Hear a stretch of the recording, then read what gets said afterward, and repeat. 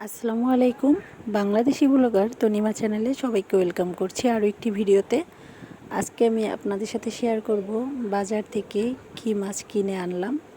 তো দেখতেই পাচ্ছেন আমি এখানে দেশি কিছু মাছ কিনে এনেছিলাম। আমার কাছে দেশি মাছটা খেতে অনেক ভালো লাগে, সেই জন্য। আর আজকে রান্নাবান্না ছিল না, তাই মাছটা কেটে ধুয়ে রেখে দিলাম। আর বিকালবেলা একটু চিকেন ফ্রাই করলাম। আর এই চিকেন ফ্রাইটা আমার ছেলে খুব পছন্দ করে, এই জন্য বিকাল হলেই কিছু না কিছু বানিয়ে দিই। তো আজকে চিকেন ফ্রাই করে দিলাম। তো এই চিকেন ফ্রাইটা আমার মাও পছন্দ করে, মাকেও দিয়েছিলাম, আর ছেলেও খেয়েছে। আলহামদুলিল্লাহ খুব মজার হয়েছিল। আমার ছেলে তো অনেক বেশি পছন্দ করে এই ফ্রাইটা। তো সবাই মিলে খাওয়া শেষ করে তারপরে একটু জাম্বুরা খেয়েছিলাম সন্ধ্যার দিকে। তো ভাবলাম একটু আপনাদের সাথে শেয়ার করি।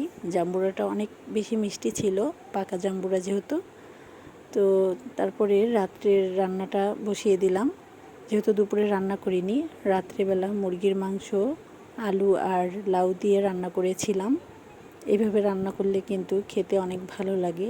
লাউটা মুরগির মাংসর সাথে রান্না করলে খুবই মজা লাগে আমার কাছে। তো কয়েকটা আলুও দিয়েছিলাম, যেহেতু ছেলে আলু পছন্দ করে। তো এখানে আমি একটু ঝোল করেই রান্না করব। আর করেছিলাম ধনিয়া পাতা ভর্তা। খুব ভর্তা খেতে ইচ্ছে করছিল, তাই ভাবলাম একটু ভর্তা করে নিই।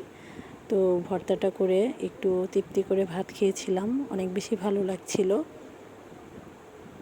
আশা করছি আমার এই ভিডিওটা আপনাদের ভালো লাগবে। ভালো লাগলে অবশ্যই লাইক কমেন্ট শেয়ার করতে ভুলবেন না। সবাই ভালো থাকবেন। আবার কোনো নতুন ভিডিও নিয়ে হাজির হয়ে যাব। আজকের মতো এখানেই বিদায় নিচ্ছি।